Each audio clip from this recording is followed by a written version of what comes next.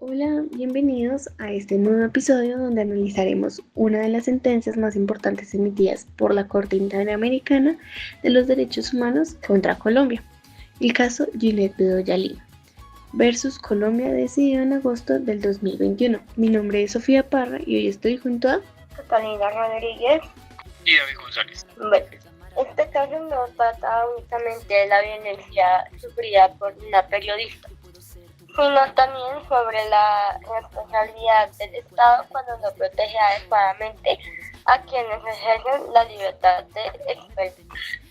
Además, la sentencia representa un precedente histórico porque aborda la violencia sexual contra las mujeres periodistas dentro del conflicto armado colombiano y reconoce cómo estas agresiones afectan derechos fundamentales y la democracia misma. Para comenzar, podríamos empezar como hablando de quién es Ginette Bedoya y qué le ocurrió. Sí, claro, Sofía.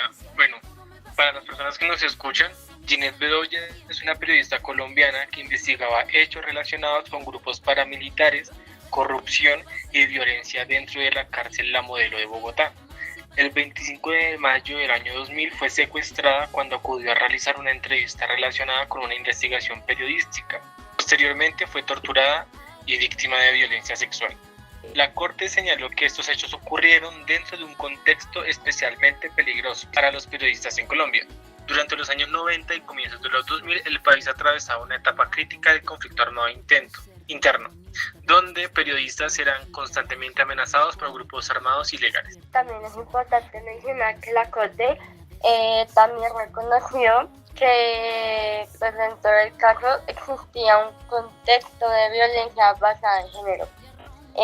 Las mujeres periodistas se enfrentaban riesgos adicionales debido a la discriminación estructural y a la utilización de violencia sexual como mecanismo de intimidación y silenciamiento. O sea, eso significa que esto no es un hecho aislado, como como nos lo quieren hacer creer. Sí, tal cual, Sofía. La Corte concluyó que la agresión contra Bedoya estuvo relacionada con su trabajo periodístico y en el contexto de violencia que enfrentaban las mujeres periodistas en Bogotá, en Colombia. Recordemos que no fue la única periodista en ese momento que sufrió atentados a manos de grupos paramilitares. Unos 3-4 años atrás también sucedió el magnicidio de Jaime Garzón. Wow, este caso me hace mis sentimientos afloren. Pero podríamos hablar también de qué derechos humanos consideró vulnerados la Corte Interamericana, perdón. Bueno, Sofi, la verdad fueron varios. En primer lugar está el derecho a la integridad personal, está el derecho a la libertad personal, derecho a la dignidad, derecho a la libertad de pensamiento y expresión, derecho a la igualdad ante la ley, derecho a las garantías judiciales, derecho a la protección judicial. Ahí todos podemos ver que pues podemos vulnerar, como pueden vulnerar, la verdad, muchos derechos en un acto tan violento. Wow, me parece súper complejo este caso. ¿Y qué convenciones internacionales también fueron fundamentales en este caso? Tenemos principalmente tres. Primero, la Convención Americana sobre los Derechos Humanos. La segunda, la Convención de Belém do Pará, que obliga a los estados a prevenir, sancionar y erradicar la violencia contra las mujeres. Y la última, la Convención Interamericana para prevenir y sancionar la tortura. Cabe mencionar también que pues, los derechos que mencioné anteriormente, todos fueron reconocidos ante la Convención Americana sobre los Derechos Humanos. Bueno, igual lo importante pues de este caso es que la Corte entendió que la violencia sexual sufrida por esta periodista no era solamente una agresión individual, ya lo había mencionado, no era una agresión aislada, también fue una forma de castigarla por ejercer el periodismo y una forma de enviar un mensaje intimidatorio a otras mujeres periodistas y a otros periodistas. Por eso la Corte relacionó directamente la violencia sexual con la afectación a la libertad de expresión. Súper complejo, pero ¿cómo llegó este caso al sistema interamericano? Bueno, este caso llegó porque en 2011 la Fundación para la Libertad de la Prensa, conocida como FLIP, presentó una petición ante la Convención Interamericana de Derechos Humanos.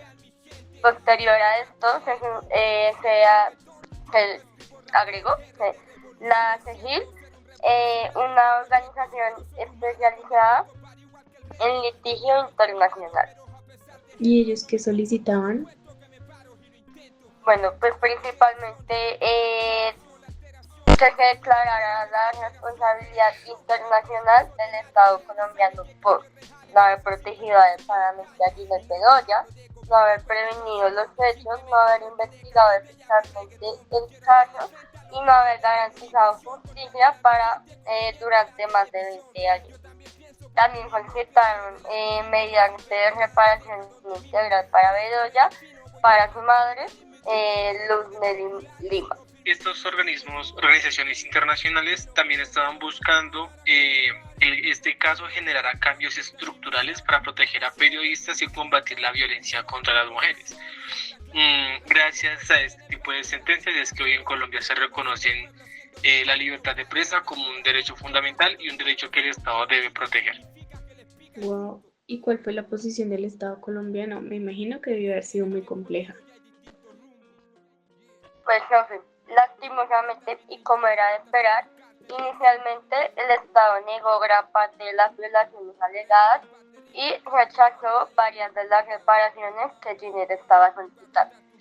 Sin embargo, durante la audiencia, la Corte reconoció parcialmente la responsabilidad que tenía. ¿Reconoció qué exactamente?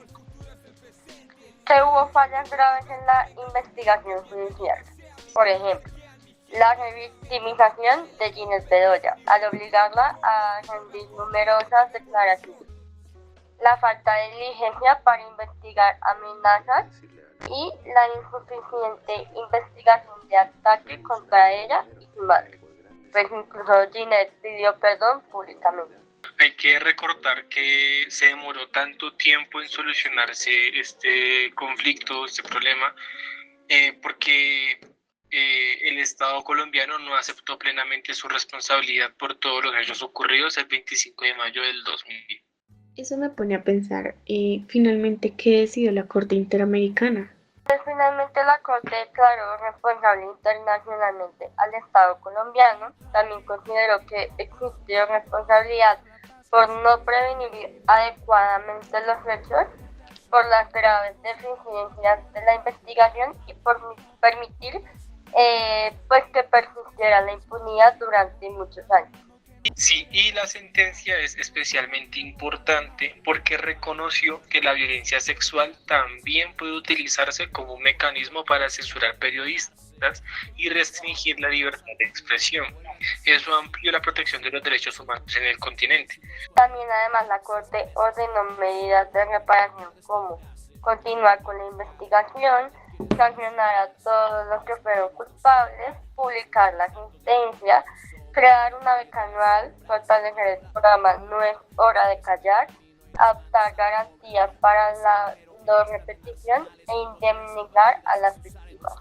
Sí, y la Corte también destacó que los estados tienen una obligación reforzada de proteger a las mujeres periodistas porque enfrentan riesgos específicos derivados tanto de su profesión como de su condición de género. El caso de Ginette Bedoya realmente nos recuerda que la libertad de expresión no existe, pues quienes informan viven bajo amenazas que nos esperan los demás. Bueno, pues también nos demuestra que la violencia contra las mujeres periodistas es una cuestión de derechos humanos y no simplemente un problema individual. Y finalmente también evidencia la importancia del sistema interamericano de derechos humanos como mecanismo de justicia cuando los procesos internos no logran responder adecuadamente. Muchísimas gracias por escuchar este nuevo episodio.